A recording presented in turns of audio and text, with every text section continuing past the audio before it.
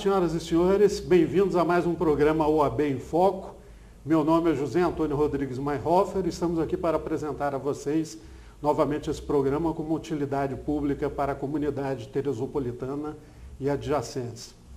Esse programa é patrocinado pela Ordem dos Advogados do Brasil, 13ª Subseção, Teresópolis, que é presidida pelo nosso amigo Dr. Jefferson Faria e vice-presidida pelo Dr. Rodrigo Ferreira. E hoje nós temos dois convidados ilustres para discutir um tema que com certeza abrange todos vocês no cotidiano. E esse tema é juizado especial cível. Nós temos aqui do nosso lado o Dr. Rodrigo Mendes de Matos, que é o presidente da Comissão de Assuntos Juizado Especial Cível, Juizados Especiais Cíveis, Criminal e Federal, da Ordem dos Advogados aqui da 13ª Subseção. E aqui do meu outro lado, o Dr. Bruno dos Santos Freitas, advogado também, que trabalha aqui no escritório do Dr. Rodrigo e que vai também abrilhantar essa discussão, não é, com vocês hoje. De início, Dr. Rodrigo, para dar o seu boa noite aos nossos amigos. Bom, primeiramente eu gostaria de desejar uma boa noite a todos aqueles que estão nos assistindo. Boa noite, doutor José Antônio, boa noite, doutor Bruno. É um prazer estar aqui nesse programa novamente, ter a oportunidade de participar dessa troca de informações, de construir um pouquinho mais de conhecimento. Com certeza, o doutor Bruno vai abrilhantar esse debate, porque conhece muito a respeito e com certeza colocará situações de interesse comum da coletividade. Doutor Bruno. Doutor José Antônio, boa noite, né, aos telespectadores, boa tarde, Rodrigo. E vamos tentar esclarecer um pouco a população a respeito de certas situações que podem ocorrer e que vamos tentar esclarecer para evitar problemas, né? Permitir que as pessoas possam resolver os seus problemas da melhor forma possível. Perfeito, com certeza. Antes de iniciar o nosso programa, eu queria abrir um parêntese aqui e vou falar como pessoa física, eu, José Antônio Rodrigues Mayhofer, quero dar, digamos, o meu testemunho pessoal em duas situações que nós estamos vivenciando esta semana e que, digamos assim, abalaram os alicerces da República. O primeiro assunto diz respeito a esta história. Como é o nome da menina, doutor? Luísa, que está no Canadá, meus amigos. Olha, doutor Bruno, eu estou abismado com o grau de tolices ditas colocadas na internet. Isso é uma total perda de tempo. Alguém está lucrando com isso, não sei exatamente quem, mas alguém está lucrando com isso. Ao que parece, estão se vendendo aí vários apartamentos. A Luísa realmente deve ser aí um canal de vendas fantástico, porque estão se vendendo apartamentos em nome da Luísa. E alguém está ganhando dinheiro com isso. E eu acho que esta invenção tola, sem sentido e sem nenhuma graça, diga-se de passagem, está tomando o tempo das pessoas. Tempo este que deveria ser investido em coisas melhores, não é? Em discussão de outros temas de interesse da coletividade. Mas tolices acontecem, né? E eu chamo isso também de efeito manada. Já ouviu falar do efeito manada, doutor Bruno? É verdade. Esse é um típico efeito manada. Ou seja, vamos perder tempo, investir tempo, na verdade, com coisas importantes, de interesse da coletividade. Vamos deixar essas tolices de lado, ok? O segundo assunto que eu queria abordar nesse momento diz respeito a uma situação pessoal vivida por mim ontem, exatamente na subida da serra, e eu furei o pneu do meu carro. Eu não sei se vocês têm ido ao Rio de Janeiro, viajado por aquela estrada. Ela está sofrendo aí uma série de reformas, né, com relação à criação dessa outra faixa de subida, que, diga-se de passagem, eu acho uma tremenda tolice, uma tremenda enganação. Esta é a opinião pessoal minha. acho que não vai acrescentar muito aquilo ali. Na verdade, a CRT deveria duplicar a estrada. Duplicar é outra coisa. Fazer uma nova estrada para Teresópolis, beneficiando a cidade e as comunidades vizinhas. Então, eu, num daqueles desníveis da estrada, furei o pneu do meu carro. O pneu está perdido, não dá para aproveitar porque foi um rasgo grande. E eu queria chamar a atenção de vocês para que tenham cuidado ao subir ou descer a serra, porque a estrada está em péssimo estado. Péssimo. CRT, vergonha na cara. Vocês deveriam fiscalizar melhor a estrada, porque o que parecem estão focando recursos e atenção naquela subida, não é? Vamos dizer assim, e estão esquecendo do resto da estrada, não é? Muito cuidado aí para que não hajam acidentes graves com outras pessoas e maiores danos. Bom, nós vamos iniciar nosso programa discutindo aqui o tema Juizado Especial Cível, e eu queria perguntar ao doutor Rodrigo o seguinte. Doutor Rodrigo, que tipo de causas, que valores, qualquer valor você pode ingressar no Juizado Especial Cível? Olha só, o Juizado Especial Cível ele foi criado para dar maior celeridade a processos, não que sejam de menor importância, mas de menor valor, ou seja, causas de até 40 salários mínimos. 40 salários hoje, isso significaria... Pelo salário mínimo novo, R$ 24.880. Né? Tendo em vista é um bom valor. Com certeza. É um bom valor. Ações de família não são cabíveis no Juizado Especial Cível, ações onde exige a necessidade de realização de prova pericial também não são cabíveis no juizado, até mesmo porque, né, o rito processual ele é diferente. É o caso da celeridade processual. Da celeridade processual. Simplicidade, exatamente, economia né? processual, celeridade processual, simplicidade, economia, como o Zé Antônio muito bem falou.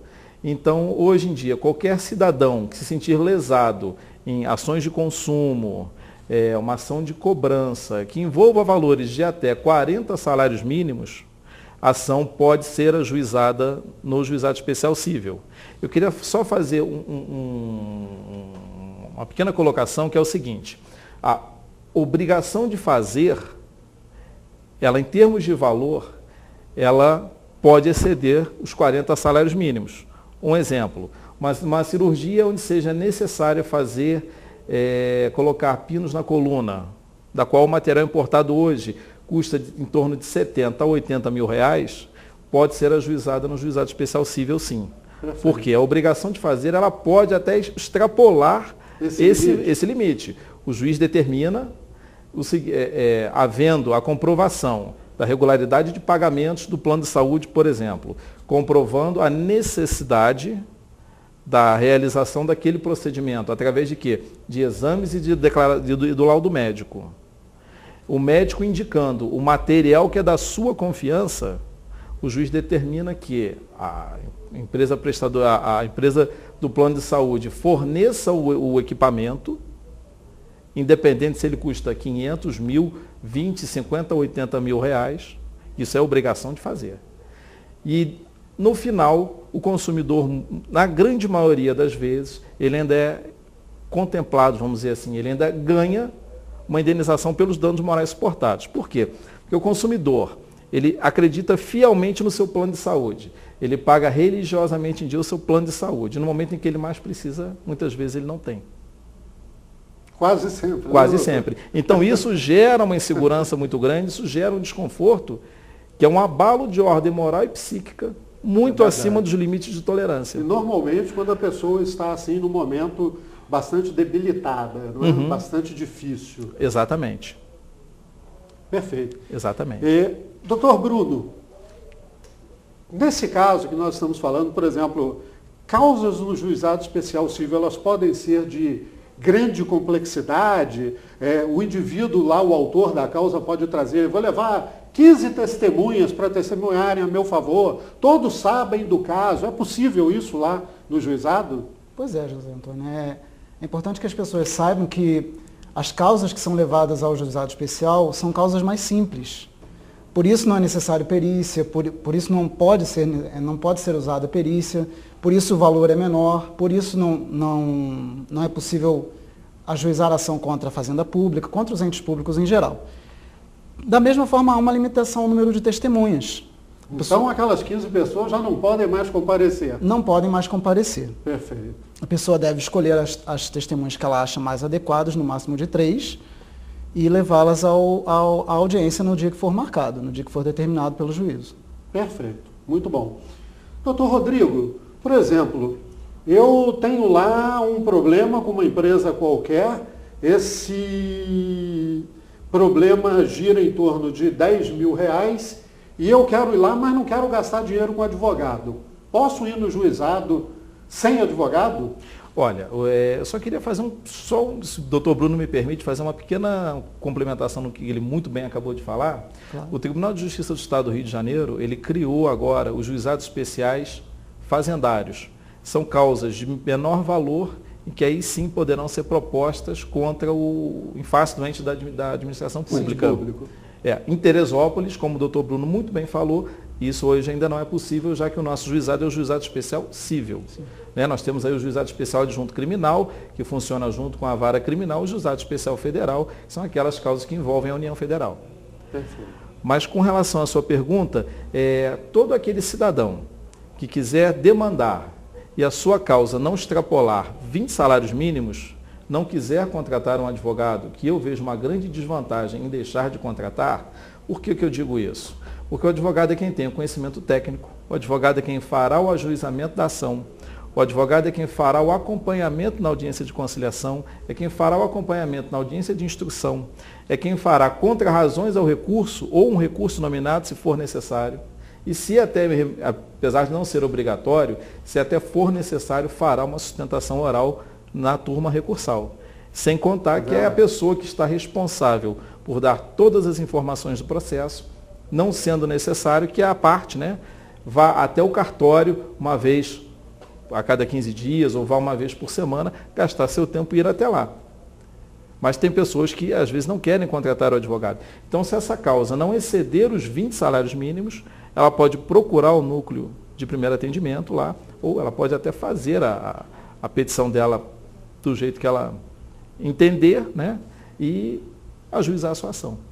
Perfeito. Agora, eu entendi a sua observação, doutor Rodrigo, no sentido de que não é, como poder pode, isso parece que está muito claro, mas de que não é aconselhável a pessoa fazer isso em vista dos detalhes técnicos jurídicos envolvidos. Exatamente. Por exemplo, uma contradita de uma testemunha, o recurso inominado que obrigatoriamente terá que ser feito por advogado, esse tipo de coisa. Exatamente. Então, nós recomendamos a você que, caso tenha alguma situação desse tipo, procure um profissional qualificado, da sua confiança, nomeie um advogado e você estará mais seguro, com certeza, melhor acompanhamento, todos esses aspectos técnicos, a perda de tempo, exatamente, etc. O advogado poderá assessorá-lo melhor do que você próprio nessa questão. Com certeza, não, até mesmo porque o advogado é um prestador de serviço.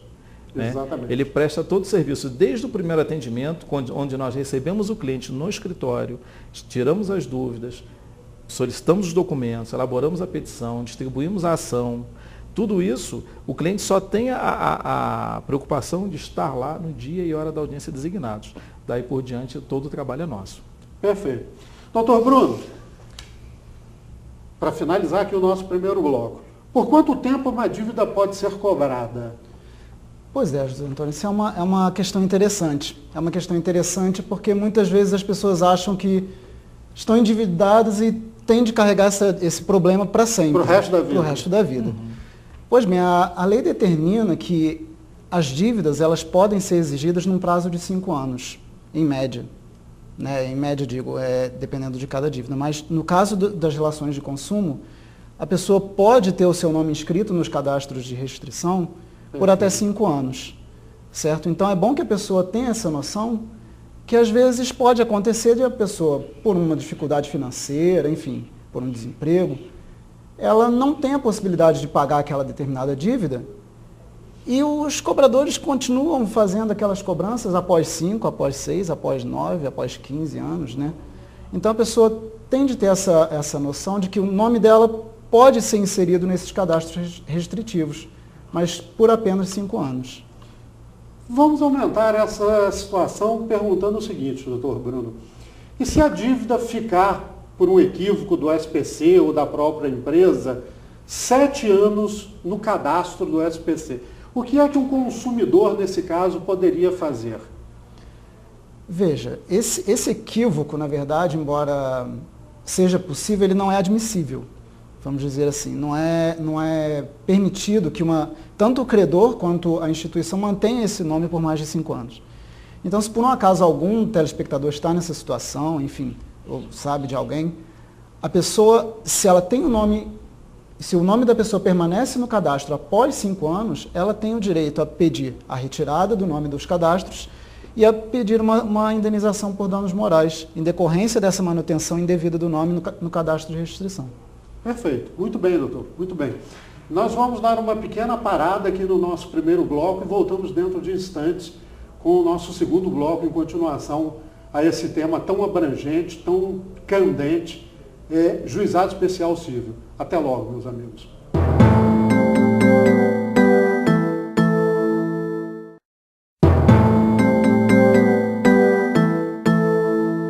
Olá, senhoras e senhores, estamos de volta com o nosso segundo bloco do nosso programa OAB em Foco. Hoje entrevistando aqui o Dr. Rodrigo de Mendes Matos e o Dr. Bruno dos Santos Freitas com esse tema Juizado Especial Cível, Juizado Especial Criminal e Juizado Especial Federal. Nós vamos dar continuidade à nossa entrevista, indagando Eu vou passar a pergunta para o Dr. Bruno, já que ele deu início ao questionamento e à resposta. Doutor Bruno, se o devedor paga a dívida após o prazo de 5 anos, é possível pedir o valor de volta? Essa é uma boa pergunta, porque, na verdade, não é possível ele pedir esse valor. Porque, embora já tenha passado o prazo prescricional, embora essa dívida não seja mais exigível, a dívida existe. A dívida persiste, mas a exigibilidade dessa dívida é que cessa após o prazo prescricional. Então, se por um acaso algum telespectador pagou uma dívida que já tinha mais de 5 anos, talvez ele fique triste com essa notícia, né, em saber que já não era mais exigível. Mas o pagamento da dívida é sempre uma obrigação da pessoa. Sem dúvida, né? até moral. Né? Uma obrigação moral, mas a partir, Não mais legal, mas uma obrigação moral. A partir dos 5 anos, essa obrigação legal cessa, persiste a obrigação moral até que o sujeito pague ou não possa mais pagar. Doutor Rodrigo, a próxima pergunta em continuidade a esta, ao mesmo assunto. Se a dívida for cobrada na justiça antes de completar 5 anos, o que acontece em relação ao cadastro no SPC e Serasa? O famoso SPC Serasa que assusta tanta gente aí. Olha só, o nome CPF ou CNPJ, se for pessoa jurídica, só pode ser mantido nos seus cadastros durante 5 anos após a data do apontamento. Então, um exemplo, se o nome foi inserido, digamos assim, no ano de 2006, só poderia permanecer até 5 anos da data do apontamento. Mas digamos, por sua vez, que essa empresa, o credor, tenha ajuizado, dependendo da natureza do título, uma ação monitória, uma ação de execução de título de extrajudicial, uma ação de cobrança. Perfeito. E ela ajuizou esta ação no ano de 2008. Mas, por um acaso, o devedor mudou de endereço, ele ainda não foi citado, ou já foi citado, o processo está em andamento. A dívida só pode permanecer, mesmo com a ação judicial já proposta, nos cadastros restritivos durante 5 anos.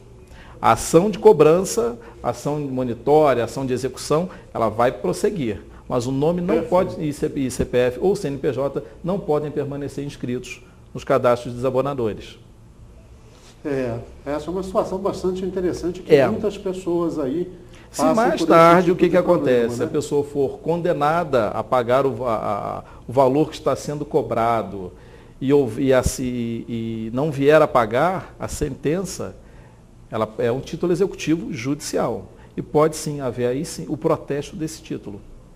Perfeito. É possível, no cartório de títulos e documentos. É muito comum, doutor Rodrigo, e nós temos visto aí com grandes empresas, etc.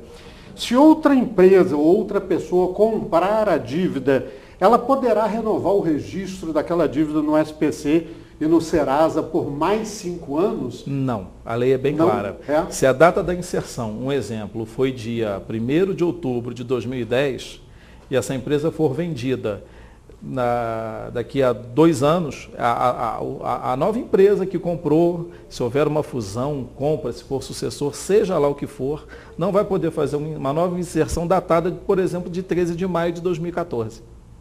Permanece a data da primeira inscrição. Fim do prazo de 5 anos, obrigatoriamente o nome tem que ser retirado. Mesmo havendo sucessão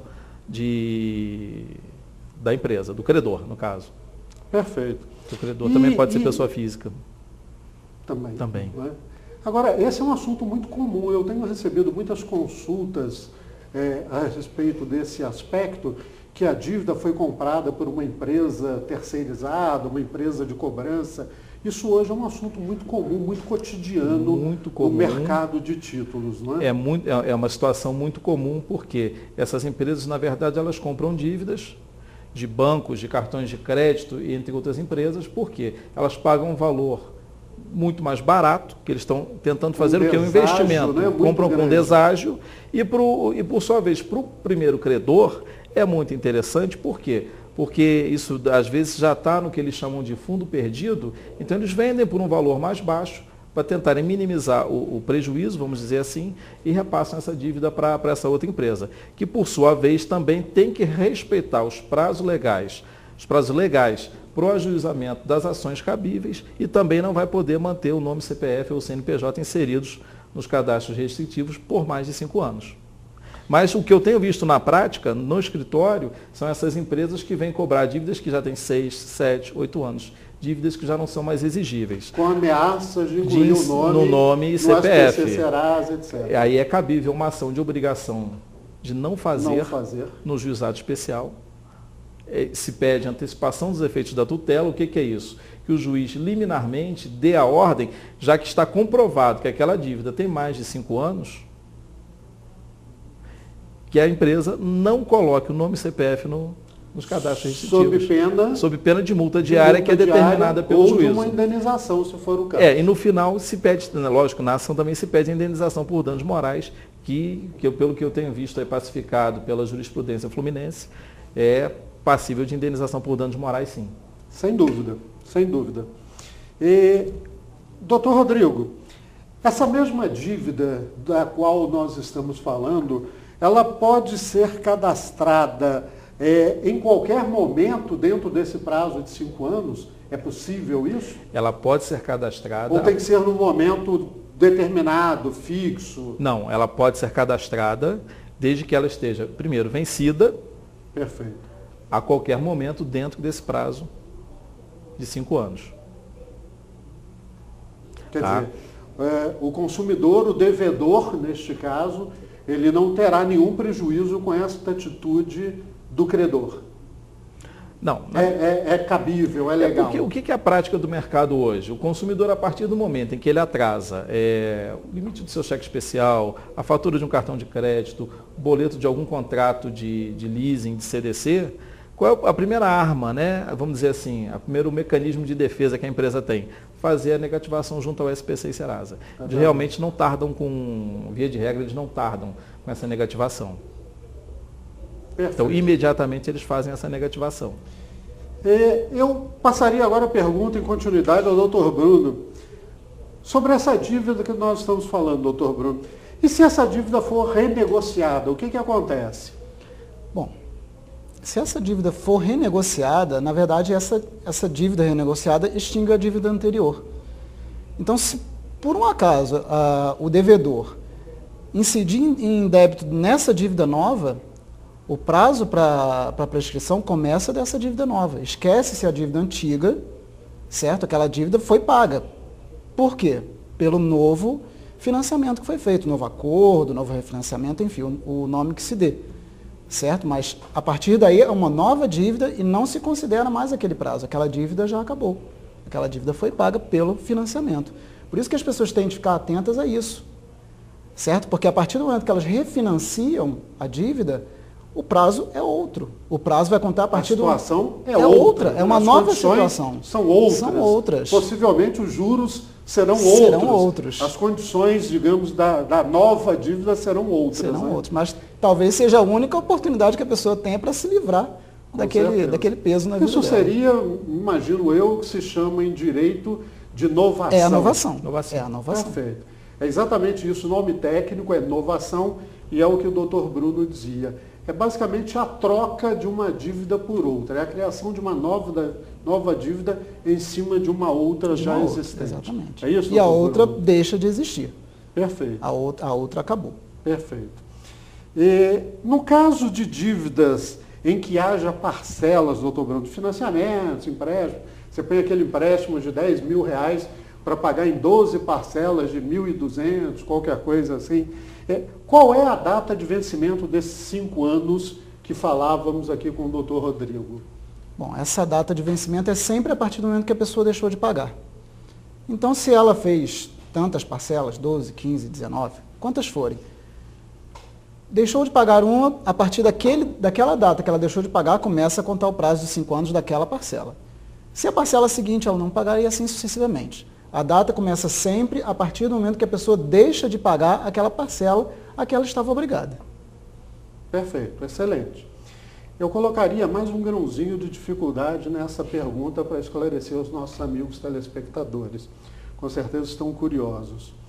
Se esse contrato tiver, como é absolutamente comum no mercado, aquela famosa cláusula de vencimento antecipado, ou seja, atrasei uma parcela, todo débito se vence.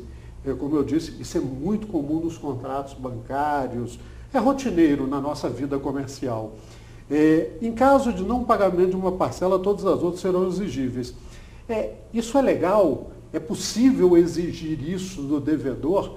E se o devedor é uma pessoa leiga que não teve conhecimento daquela cláusula? É importante verificar isso. Essa cláusula é possível, desde que ela seja rigorosamente explicada ao consumidor. E isso o consumidor precisa ter ciência clara de toda a repercussão daquele. De toda a repercussão daquela. De toda a repercussão do que vai acontecer com ele se por um acaso ele deixar de pagar uma parcela. Ele tem que ter ciência de que deixou de pagar a parcela, ele vai passar a dever todo o restante do valor. Há outras consequências. Sim, isso. Ele tem que estar ciente dessas consequências. Se o consumidor não está ciente dessas consequências, é possível requerer que essa cláusula seja desconsiderada por abusiva e por desconhecimento do próprio consumidor.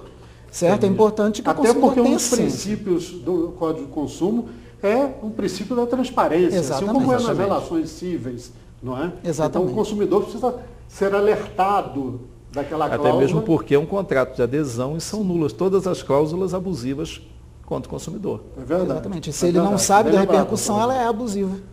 Se ele não conhece essa repercussão no orçamento pessoal, até porque isso pode criar um endividamento excessivo para a pessoa. Perfeito. No caso de uma dívida bancária, que é absolutamente comum com todos nós, cheque especial, esse tipo de coisa, doutor Rodrigo, o banco pode bloquear salário, pensão, aposentadoria para receber aquele dinheiro que supostamente é devido a ele? Ele pode fazer qualquer coisa na sua conta bancária? Não, ele não pode fazer qualquer coisa na sua conta bancária. Isso é importante esclarecer para os nossos amigos. Por quê? Via de regra, os bancos colocam uma cláusula nesse contrato, dizendo que, em caso de inadimplemento, poderão ser bloqueados valores creditados em conta. Bom, tem se entendido aqui no Tribunal de Justiça do Rio de Janeiro que se houver previsão contratual, mesmo assim, isso aí, o entendimento ele é dividido, pode ser bloqueado até 30% dos vencimentos. Até mesmo porque o salário ele é empenhorável. Como é que vai ser penhorado o salário com que o trabalhador conta para pagar as suas contas, para manter a sua família? Se ele for todo bloqueado pelo banco, ele não tem como sobreviver. Então, o que acontece? 30%, se houver a previsão contratual, alguns juristas entendem que seja possível fazer. Eu tenho uma visão muito pró-consumerista, muito a favor do consumidor. Então, o que acontece? Se não houver essa previsão contratual, não pode ser bloqueado um centavo sequer. Por quê? Porque o salário ele é empenhorável por todos esses motivos que agora foram explicados. O que, via de regra, os bancos fazem, e é muito errado, eles bloqueiam o salário integral do consumidor, aquela verba salarial, a partir do momento em que ele se dirige ao banco para falar com o gerente, para tentar o desbloqueio, o gerente diz o seguinte: não, olha, eu vou desbloquear o seu salário, mas o senhor tem que fazer uma composição de dívida aqui comigo. O consumidor não é obrigado a fazer essa composição de dívida nesse momento. Até mesmo porque ele está num momento muito frágil da relação, em que ele está dependendo do salário dele para pagar água, luz, telefone, escola, aluguel, dentre várias outras contas que a pessoa pode ter. Então ele vai se sujeitar a aceitar qualquer condição que o gerente tente impor. Então o que eu digo para o consumidor, a orientação que eu trouxe é a seguinte: não assinem, não façam essa novação de dívida.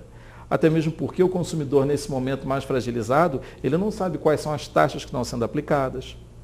Ele não sabe nem se ele vai conseguir fazer o pagamento dessa dívida.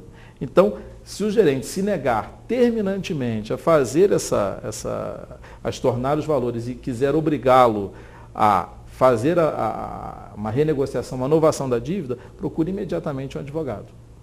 Porque essa prática é vedada. Por isso, meus amigos, que é bom falar com gente que sabe e conhece, com advogado experiente.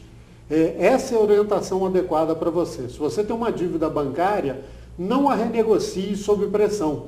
Procure um advogado, consulte, converse, etc. Advogados experientes como o Dr. Rodrigo e o Dr. Bruno estão aí para auxiliá-lo. Procure-os, você com certeza vai sair lucrando. Eu queria dizer para vocês que a OAB é a casa do advogado. Frequente a OAB, a administração lá do Dr. Jefferson está aberta a todos os advogados. Ficam felizes em recebê-lo lá. A dona Henriette, a nossa secretária, um abraço para a dona Henriette. Nossa chefa. Nossa chefa, um grande abraço. Está lá para recebê-los com todas as informações. Você que é advogado sabe que você tem uma agenda lá, uma agenda muito bonita, por sinal, que foi distribuída e está sendo distribuída, melhor dizendo, a todos os advogados. E você tem algumas outras informações bastante importantes, como o convênio da Gol Dental, o convênio novo que a OAB fez com o Citibank, em que o Citibank vai pagar a anuidade do advogado. A anuidade deste ano está prevista para os advogados mais antigos em R$ 680, a um valor diferenciado para os advogados mais novos, recém-inscritos. E você pode saber novidades a respeito disso lá na OAB e, digamos assim, de repente deixar de pagar a sua anuidade por força desse convênio, muito bom convênio, por sinal, com o Citibank, feito aí pela nossa seccional e que com certeza vai trazer bastante resultados para todos os advogados inscritos.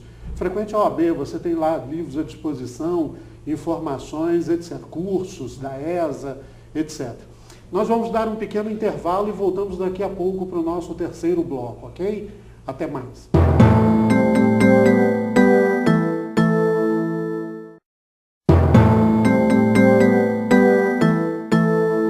Olá, meus amigos, estamos de volta para o nosso terceiro bloco, hoje com o Dr. Rodrigo Matos e o Dr.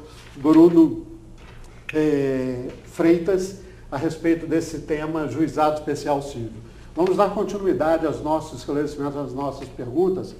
Doutor Bruno, aproveitando o intervalo, o Juizado Especial Civil é uma das comissões da OAB 13ª subseção, e o senhor é o presidente desta comissão. Em breves palavras, o que é que faz exatamente essa comissão junto aos juizados e quem são os componentes dessa comissão? Essa comissão, ela era a Comissão dos Juizados Especiais Cíveis. Numa assembleia em junho do ano passado, realizada na ordem, restou deliberado que essa comissão se estende ao Juizado Especial Adjunto Criminal e ao Juizado Especial Federal. Só é possível realizar o trabalho dessas comissões junto ao juizado graças também aos colegas que contribuem sendo membros ou não da comissão. Eu tenho 2 membros na comissão que são extremamente atuantes, que são verdadeiros parceiros dentro da comissão, que são o Dr. Anderson Bittencourt Ornelas e o Dr. Gilson Rezende, para quem eu mando um grande abraço para todos os 2. Mandamos um abraço para os 2 colegas. E gostaria de dizer também que todo aquele que quiser contribuir com a comissão está aberta para recebê-los como membros, como auxiliares, como tudo isso. A comissão, na verdade, ela visa auxiliar os advogados em tudo aquilo que for necessário, junto ao Juizado Especial Federal, Juizado Especial Adjunto Criminal e Juizado Especial Cível. Qualquer problema que tiverem que esteja ao nosso alcance, que não for problema de prerrogativa, porque tem uma comissão específica, que é a Comissão de Prerrogativas, presidida pelo Dr. Adalto, qualquer outro problema, nós estamos aqui para fazer essa ligação entre o advogado e o juízo. Que não seja problema, que seja alguma reivindicação, que seja algum pleito, como, por exemplo, foi o encaminhamento de mandados de pagamento ao Banco do Brasil, que não era um problema, mas foi uma sugestão que foi dada e muito bem aceita pela doutora Renata Guarino Martins, que, aliás, sempre nos recebeu muito bem, uma pessoa que sempre... o tratamento dela com a advogada é uma coisa que é ímpar. É uma pessoa realmente muito especial, uma pessoa que, felizmente, nós temos aqui na nossa comarca e que eu espero que tenhamos por muito mais tempo. Para quem não sabe, você que não é advogado, o doutor Rodrigo está falando da doutora Renata, que é a juíza titular do Juizado Especial Cível aqui de Teresópolis, aquele fórum ali de agriões. Aí vocês com certeza vão se lembrar disso. Uma pessoa que sempre atendeu as nossas reivindicações da melhor forma possível e também sempre foi muito transparente, que eu acho que a transparência é uma coisa muito necessária e não atender naquilo que não era possível. Com certeza. E a quem queremos aproveitar a oportunidade para estender um convite para que venha aqui o nosso programa conversar a respeito do Juizado Especial Cível e as suas realizações lá à frente deste importante juízo. Ok, doutora Renata? Um grande abraço, muito obrigado.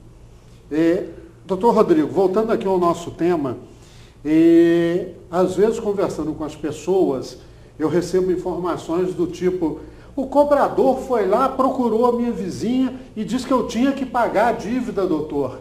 O que eu devo fazer numa situação como essa? Eu fiquei todo envergonhado porque a minha vizinha nem sabia disso e o sujeito foi lá me cobrar na vizinha. Isso é possível, doutor Rodrigo? Não, isso não é possível. Isso comum isso, não é possível, isso mas é comum então. Mas isso é inadmissível. Por quê? Porque a dívida é da pessoa. A partir do momento em que o cobrador telefona para o trabalho dela, cobra a mãe, o pai, o irmão, o vizinho, primo, cunhado, ela foi exposta a uma situação vexatória, uma situação humilhante. Certeza. Então isso é o que nós chamamos de cobrança vexatória. É possível ajuizar a ação para que essa conduta não se repita e para que essa pessoa seja ressarcida dos danos morais suportados. Então, caso a pessoa, finalizando, sinta-se envergonhada, insegura, etc., isso lhe tenha trazido um constrangimento grande, ela poderá eventualmente acionar esse cobrador, essa empresa, na verdade, exatamente, né, pelo eventual dano moral sofrido. Exatamente, valendo ressaltar a necessidade da produção da prova testemunhal. Sem dúvida. Sem dúvida. Mas olha só, quem foi cobrado foi meu irmão, ele pode ser ouvido como testemunha? Não, mas vai ser ouvido como informante. Perfeito. Explique para os nossos telespectadores, doutor Rodrigo, bem colocado isso, o que é ser ouvido como testemunha e o que é ser ouvido como informante. Bom, qual é a diferença entre as duas situações? Existe uma diferença. A testemunha, quando ela é ouvida, ela está sob o compromisso de dizer a verdade à justiça. A partir do momento em que ela faltar com a verdade, ela pode ser processada e até mesmo presa pelo crime de falso testemunho. Perfeito. Já a pessoa que é ouvida como informante, em função do grau de amizade, do grau de parentesco, ela não presta um depoimento, ela não está prestando depoimento sob o compromisso. Perfeito. Ou seja, na hora de valorar o depoimento da testemunha, ele, por questões óbvias, ele tem que ser mais valorado. Perfeito, né? Excelente, excelente. Quem não pode ser testemunha, quem tem interesse no deslinde da ação, amigo íntimo, essas coisas assim. Inimigo também, muito bem lembrado de inimigo também. Lógico. Eu vou agora, passando aqui para o doutor Bruno, fazer uma pergunta importante. Você comprou aquela televisão nova, está todo feliz, não é? Está assim, 2 anos de garantia na televisão, garantia até a próxima Copa do Mundo, qualquer coisa nesse sentido.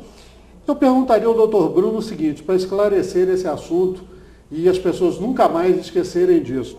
O prazo de garantia dado pelo fabricante, doutor Bruno, ele substitui o prazo de garantia legal existente no Código do Consumidor? Não. Esse prazo de garantia dado pelo fabricante, ele é somado ao prazo legal, certo? Então, para produtos duráveis, como uma televisão, por exemplo, são 90 dias, que a lei dá como garantia. Perfeito. E a esses 90 dias se somam os dias, ou meses, ou anos que o fabricante der.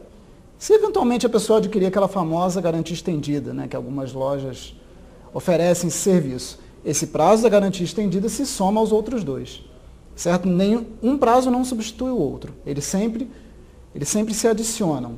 O legal, depois o da garantia do fabricante e depois o do Código do Consumidor. Isso.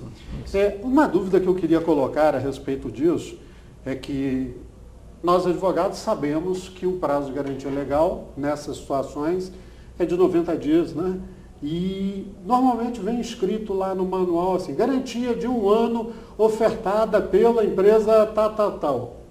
Bom, isso significa que o prazo total é de 1 ano ou que a empresa está dando 1 ano mais os 90 dias da garantia legal? É sempre somando os prazos. O da garantia legal, de 90 dias, mais o prazo do fabricante ou dessa empresa. Então, vamos dizer, essa garantia ofertada pelo fabricante, ela só se inicia após o término do prazo da garantia legal. Do prazo legal, isso. Perfeito. Então, você, consumidor, deve ficar atento a esse prazo de garantia, porque não é 1 ano normalmente, nessa hipótese que nós conversamos. Nesse caso, seria 1 ano ou 3 meses. Se ele não ressalvou nada no manual lá do usuário, ele está dando 1 ano de garantia, mas não nos esqueçamos de que temos 90 dias, né, de garantia dados pelo Código do Consumidor.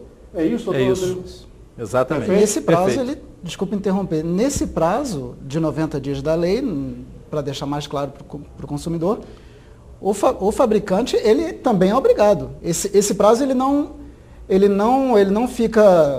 pertence só ao vendedor, certo? Esse prazo legal, ele pertence ao fabricante também, aqueles que são responsáveis pela manutenção da garantia. Exatamente. E eu queria aproveitar a oportunidade, doutor Bruno, para falar a respeito desse prazo de garantia suplementar. Esse prazo, me parece que ele, na verdade, é uma garantia via um seguro, não é do fabricante, não é isso? Sim, esse que os vendedores, que as lojas oferecem, é como se fosse um contrato de seguro. É como se fosse um contrato de seguro. É um contrato de seguro, na verdade. Perfeito. Do pouco que eu conheço deste aspecto, me parece que a garantia, neste caso, desse contrato suplementar, ele é da loja, não do fabricante. Exatamente. Muitas vezes, essa garantia ela é comercializada pela loja, mas a seguradora é um terceiro. Agora, é muito importante o consumidor ficar atento, por quê? Porque é prática comum das lojas não informar ao consumidor de que essa garantia está embutida no preço da mercadoria. O que eles fazem? O televisor custa R$2.000, um exemplo. Eles vendem um televisor por R$2.200. Quando o consumidor vai olhar a sua nota fiscal, geralmente isso acontece quando ele chega em casa, ele olha ali e vê, R$2.000 ele pagou pela televisão, R$200 ele pagou por uma garantia estendida, da qual ele não foi previamente cientificado. Aí ele pode ingressar com ação em juízo para poder rever esse dinheiro que foi indevidamente cobrado, já que ele foi induzido a erro e a informação não foi prestada com clareza, como diz o Código de Defesa do Consumidor, e mais a sua indenização por danos morais. Eu entendo, assim, a princípio, numa análise prévia, que isso seria uma venda casada, não é? Jamais poderia ser. A venda casada ela é considerada crime. O que é venda casada? É quando o consumidor vai comprar uma televisão e a loja, por exemplo, impõe que uma composição só vendo se você comprar um Blu-ray, por exemplo. Isso não é permitido. Mas muitas das vezes é feito exatamente isso aí, como você muito bem colocou, uma venda casada. Perfeito. Prática essa que é vedada pelo Código do Consumidor. E se o consumidor se sentir ofendido ou ludibriado, qualquer coisa assim, procure o advogado, que normalmente em situações desse tipo vai para o juizado especial civil. Não é? aqui em Agriões e você vai resolver o seu problema, ok? E se essa empresa vende um produto no qual se constata, doutor Rodrigo, um defeito de fabricação dentro do prazo de garantia, essa empresa é obrigada a fornecer outro produto idêntico? Olha só, ela tem o prazo de 30 dias para resolver esse problema. Se por um acaso... Eu pediria a atenção dos nossos telespectadores, porque esse é um assunto cotidiano e acontece em todo lugar, com todos vocês. A empresa tem o prazo de 30 dias para tentar solucionar o problema. Via de regra, é através da sua assistência técnica. Quando essa empresa não tiver assistência técnica na sua cidade, o consumidor tiver despesas com envio desse equipamento para outra cidade, quem deve custear é o fabricante ou a empresa que comercializou. Geralmente é o fabricante quem custeia. Tá? Decorrido o prazo de 30 dias, é uma coisa comum, o defeito não foi solucionado, aí sim o consumidor deve ingressar em juízo para quê? Para pedir ou o cancelamento da venda e a restituição do seu dinheiro e a indenização pelos danos suportados, ou então ele pode solicitar em juízo a substituição desse produto por um outro produto idêntico ou similar, que aí se for de um valor do consumidor. A juízo do consumidor. Ou pedir a restituição do valor pago ou a substituição do produto por um produto novo, idêntico, se aquele modelo não estiver mais sendo fabricado por um similar, que seria um pouco superior, mas sem nenhum ônus para o consumidor. Sem dúvida. Sem ônus para o consumidor. Que já está sofrendo prejuízo com esse aparelho defeituoso. Qualquer que seja o aparelho. Exatamente. Em todos os casos também é cabível o ressarcimento por danos morais. Muito bem. Você, consumidor, você, telespectador, fique atento para essas informações, porque elas dizem respeito ao seu dia a dia.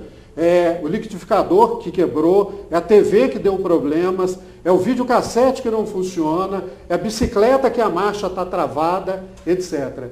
São informações importantes que o doutor Rodrigo está passando para o seu dia a dia, para você tomar uma atitude correta. Em não resolvendo administrativamente, procure um advogado para aconselhamento e ele com certeza lhe dará melhor orientação a esse respeito. Não é isso, doutor? É isso. Doutor Bruno, a respeito disso que nós falávamos, uma ação do juizado especial civil é demorada? Bom, José Antônio, Posso esperar 10 anos no juizado especial civil? Olha, a ideia é que não se espere isso, porque o juizado ele é orientado pelo princípio da celeridade. Foi criado para isso. A ideia do juizado é justamente fazer com que as ações durem menos. Por isso ele é mais simples, por isso não pode ser perícia, por isso são causas de menor complexidade. Eu acredito, pelo menos em Teresópolis, eu acredito que nenhuma ação jamais tenha durado 10 anos no juizado. Não, com certeza que não. Mas já ouvi falar em outros lugares que já aconteceu algo semelhante. Na verdade, a esse respeito, damos aqui o testemunho do Dr. Rodrigo, que falava há minutos atrás que o Juizado Especial Civil de Teresópolis funciona bem. Em relação a outros que ele conhece no próprio Estado, nós temos um funcionamento bastante razoável. Não é o mais perfeito dos mundos, obviamente, mas é um juizado que funciona, que realiza, não é? Falávamos aí há pouco da doutora Renata, que empreende esforços, conta com toda a colaboração da nossa classe, inclusive, dos serventuários, etc., e tem feito um esforço muito grande para que o juizado funcione. Quem pode dizer isso melhor é o doutor Rodrigo, que é o homem que acompanha isso lá cotidianamente. Não, em média, o que acontece? Eu acho que o consumidor não deve deixar de reivindicar seus direitos porque ele acha que a ação vai demorar. Porque a cada vez que o consumidor se cala, ele contribui para que as empresas prestem serviços ruins, para que cometam erros como inserção indevida em cadastros como SPC e Serasa, dentre outras coisas. O consumidor deve sim reivindicar os seus direitos. Agora, o tempo de duração é muito relativo, porque existem casos em que se consegue fazer um acordo antes mesmo da primeira audiência. Exatamente. Existem casos em que o processo tem sentença, a empresa não recorre e faz o pagamento voluntário. Existem casos que a empresa não recorre e não faz o pagamento voluntário, existe necessidade de execução. Existem casos que a empresa recorre. Mas, com certeza, então, não é, doutor Rodrigo? Ele é muito mais rápido do que na justiça comum. Com certeza. Com certeza. E até mesmo a questão da prova, ela é muito mais simplificada do que em função até mesmo da técnica, do rito processual. a prova é muito mais simplificada do que uma prova a ser feita no juízo civil, por exemplo. Exatamente. Onde, às vezes, por uma questão de técnica, existe a dificuldade na inversão do ônus da prova. É verdade. E no juizado isso normalmente ocorre. Exatamente. Eu vejo muitas ações no juizado que, se fossem propostas no cível, seriam extintas sem resolução do mérito, em função da dificuldade da inversão do ônus da prova. Por isso que antes de você ir à justiça, você deve consultar um advogado, ok? Esses esclarecimentos são fundamentais para dar a você segurança jurídica. Nós vamos fazer um pequeno intervalo e voltamos daqui a pouco para o nosso terceiro bloco. Até mais.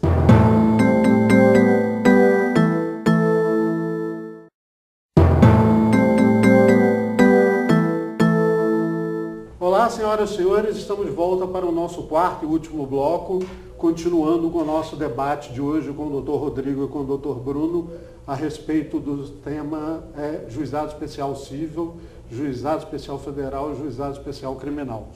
O Dr. Rodrigo é um especialista no assunto, tem nos orientado aqui com algumas informações importantes, juntamente com o Dr. Bruno, e vocês já viram que surgiram várias situações aqui que nos auxiliam nesse cotidiano, no nosso dia a dia aí, né? Aquela cafeteira que está dando problemas, a televisão que não funciona, o carro que não pega, que está sempre com problemas, etc. Então essas informações o auxiliam nesse dia a dia para que você julgue com serenidade, avalie e tome aquela atitude que mais lhe convir. Nós vamos dar continuidade às nossas perguntas aqui ao Dr. Rodrigo e ao Dr. Bruno.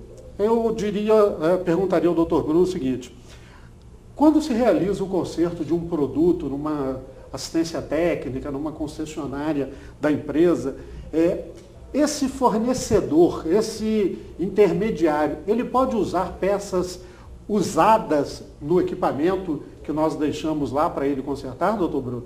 É possível isso? Não, isso não é possível. E é bom ressaltar que isso é crime. Né?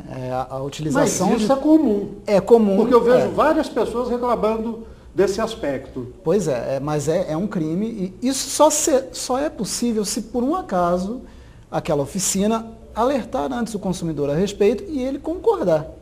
É muito importante isso, tanto o aviso da oficina quanto a concordância expressa do consumidor.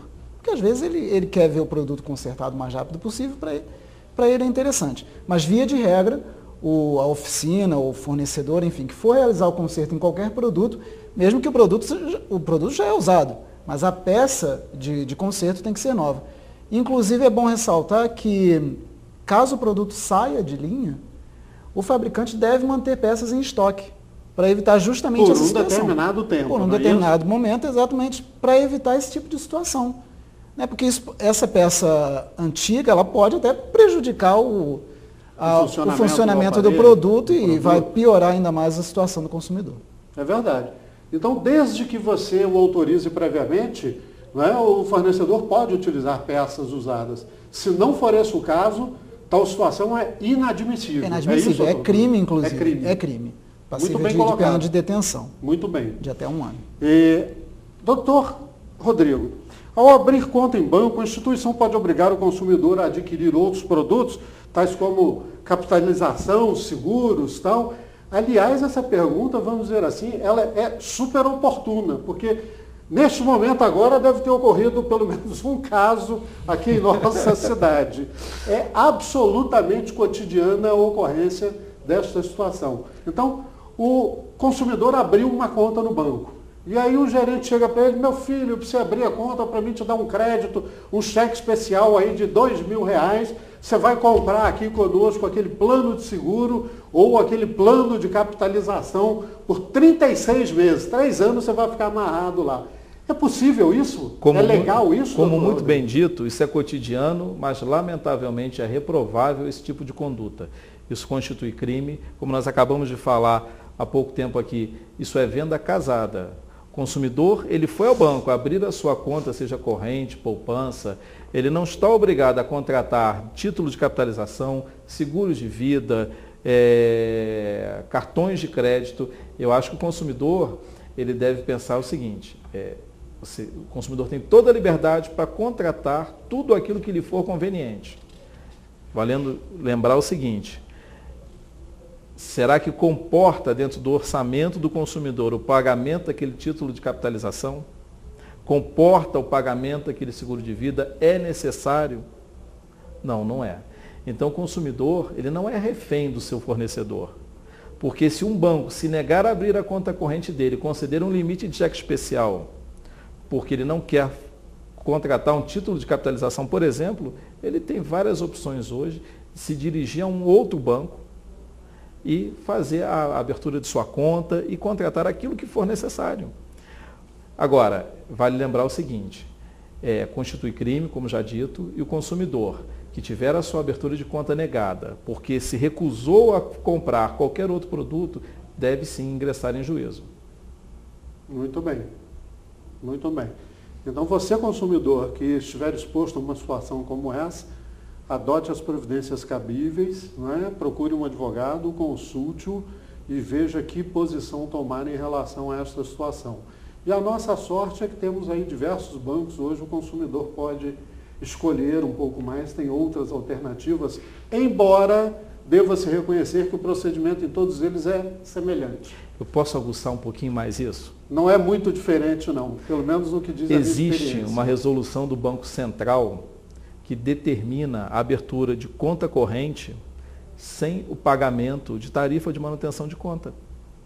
Não é o caso da conta salário, é conta corrente, na qual, confesso aqui que eu não lembro o limite de cheques que podem ser utilizados durante o mês, de saques no caixa eletrônico, mas que o consumidor tem o direito de abrir a sua conta corrente no banco e não pagar a tarifa de manutenção, desde que ele esteja enquadrado dentro daquele limite imposto pelo Banco Central.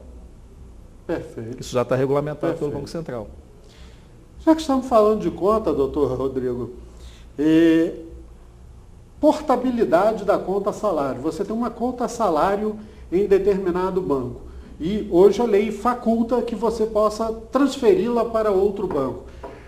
O banco que vai transferir essa conta, ele pode cobrar uma taxa do consumidor? Não, ele não pode. Do correntista? Ele não pode cobrar nenhuma taxa do correntista. Ele não pode, se o correntista tiver financiamento, tiver débito em conta, um cartão de crédito vinculado a esta conta atrasado, ele não pode se negar a deixar o consumidor de fazer a sua portabilidade. Mesmo existindo, nessas hipóteses em que existe uma dívida vencida ou a vencer, ele tem todo o direito de fazer a sua portabilidade para o banco da sua conveniência. O banco não pode se negar a fazer, nem tampouco cobrar qualquer tarifa nesse sentido. Perfeito. Doutor Bruno, alguma observação? Não, só é importante que os consumidores tenham em mente também que a partir do momento que essa portabilidade é feita, o salário fica disponível para a pessoa na mesma data em que os seus demais colegas do trabalho, enfim. No momento que é feito o depósito pelo empregador, aquele salário, mesmo que seja transferido para outra conta de preferência da pessoa, já na mesma data tem que estar disponível para ele. Porque senão também ele vai lhe causar um prejuízo fazer essa troca. E a ideia da portabilidade não é causar prejuízo ao consumidor. É mais um direito, o direito de livre escolha dele. Perfeito. Muito bom o esclarecimento aí do Dr. Bruno, bem lembrado. E eu lhe passaria essa próxima pergunta. É possível cancelar o cartão de crédito, mesmo ainda com parcelas pendentes de compras realizadas a prazo?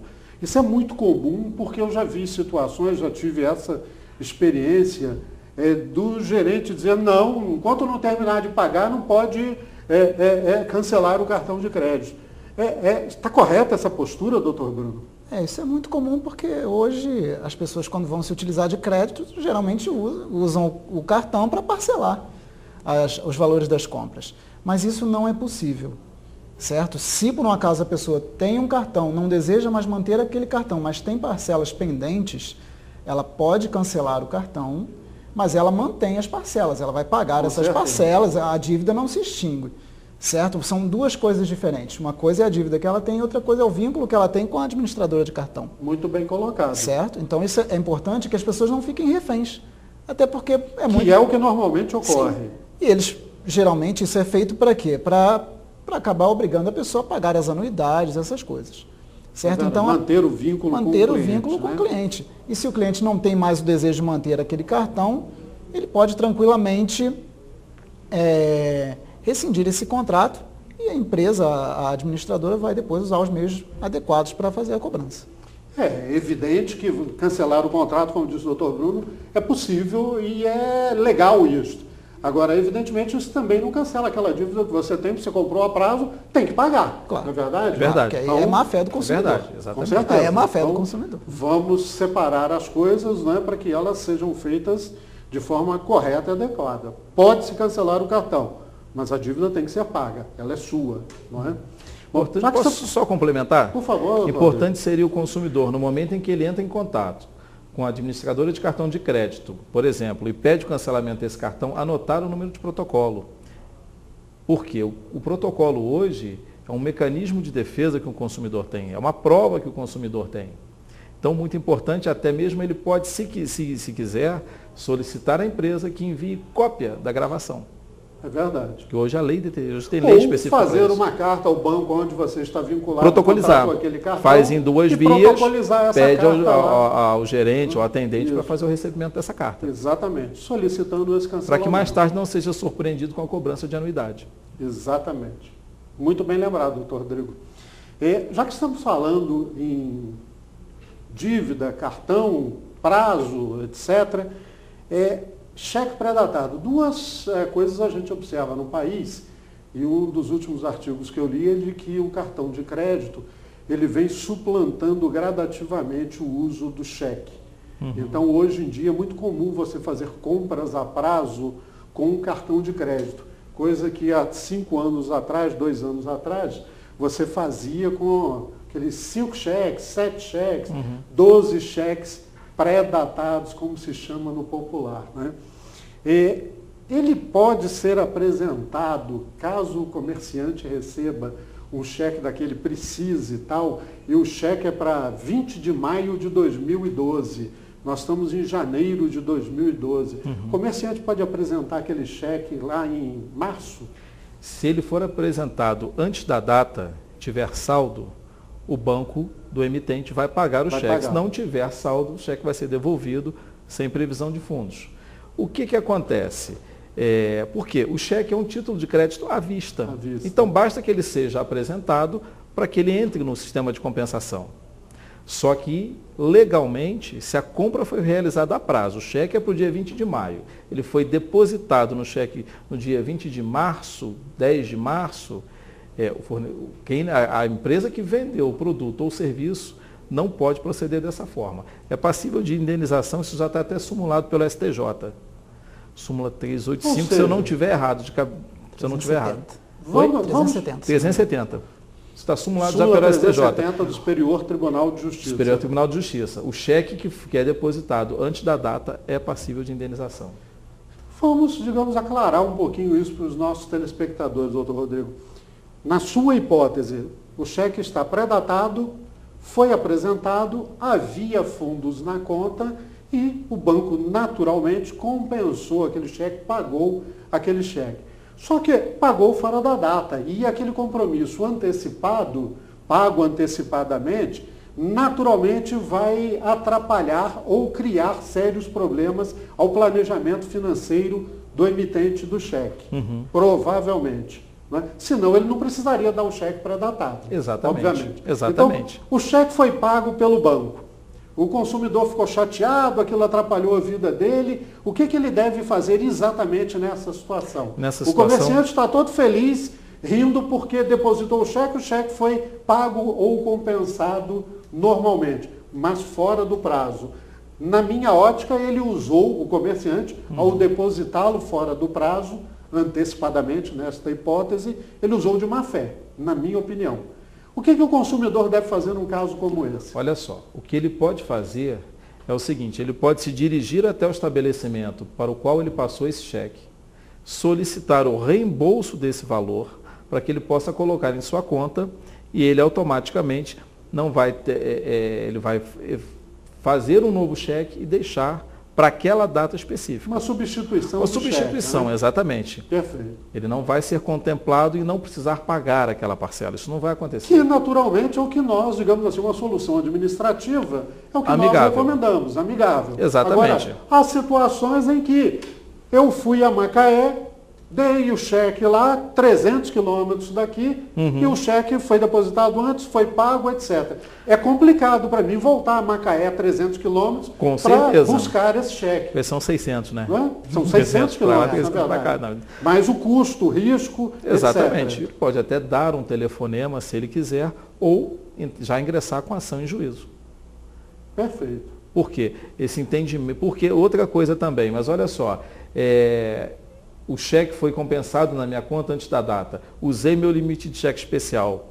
Na ação, pode ser pedida a compensação pelos danos morais e materiais também. Se comprovadamente, em função daquele cheque, ele teve que utilizar o seu cheque especial e pagou os juros por isso, ele pode pedir o ressarcimento desses danos materiais.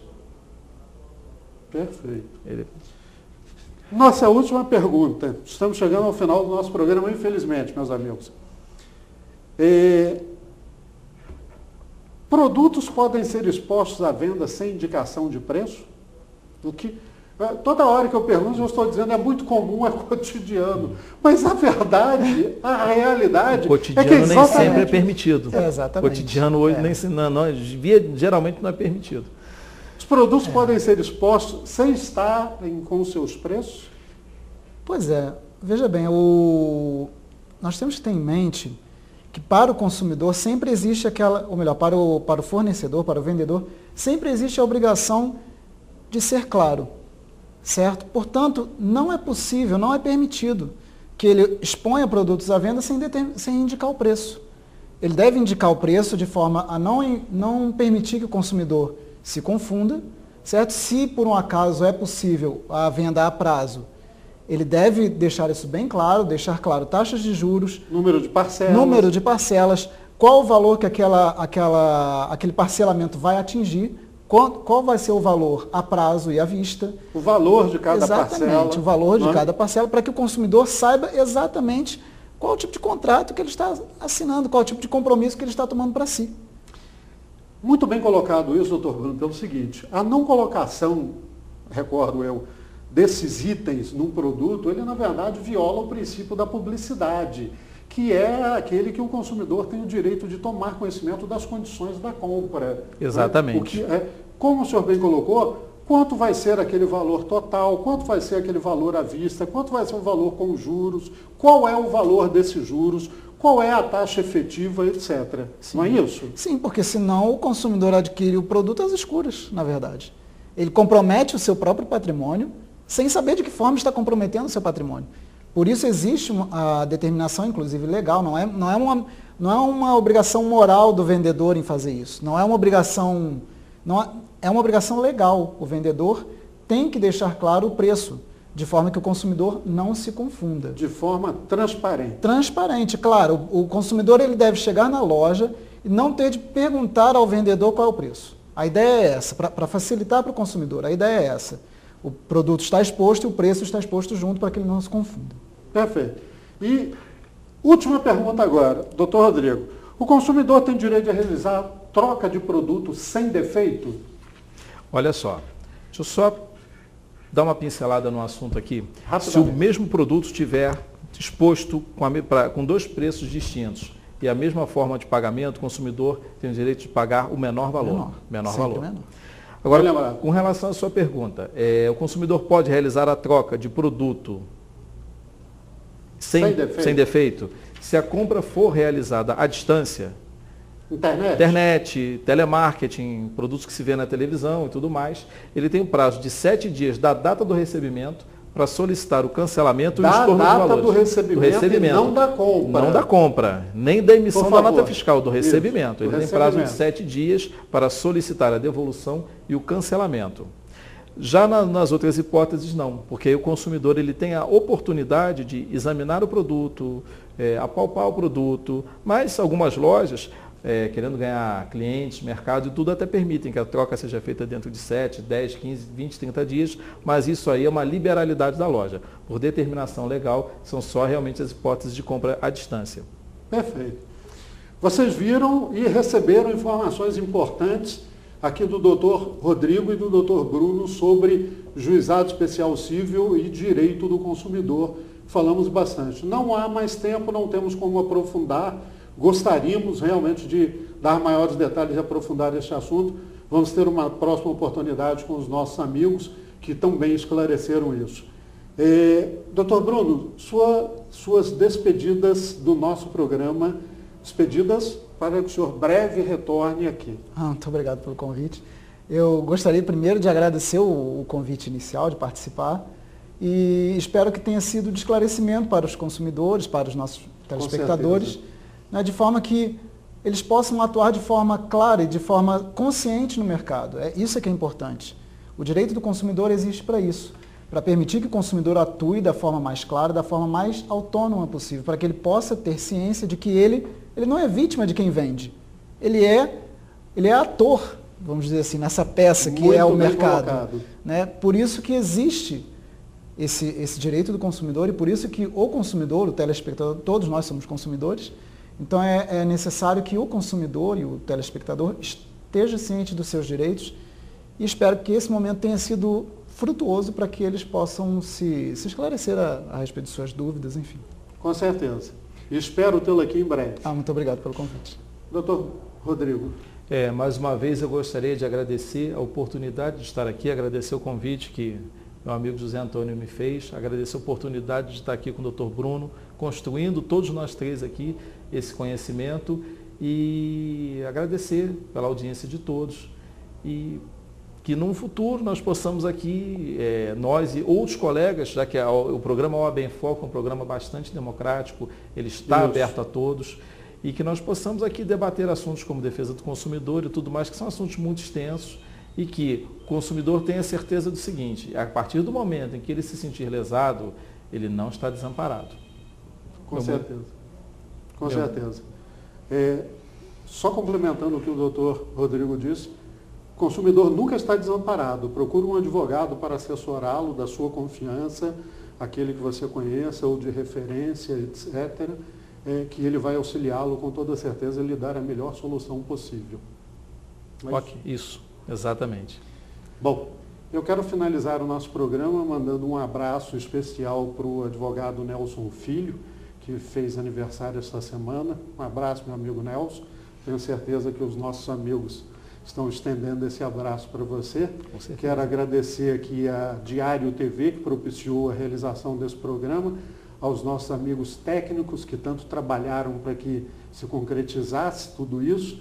E o meu muito obrigado especial a você, telespectador, que prestigia a OAB, que prestigia esse programa. E nosso programa em breve também será ao vivo, você poderá mandar perguntas, etc. E estendo o convite a você, colega advogado, frequente a OAB. Você tem lá uma série de informações, cursos, convênios, etc., que podem beneficiá-lo grandemente. Frequente a OAB, que ela está aberta para todos vocês. A todos vocês, meus amigos, muito obrigado. Até uma próxima oportunidade.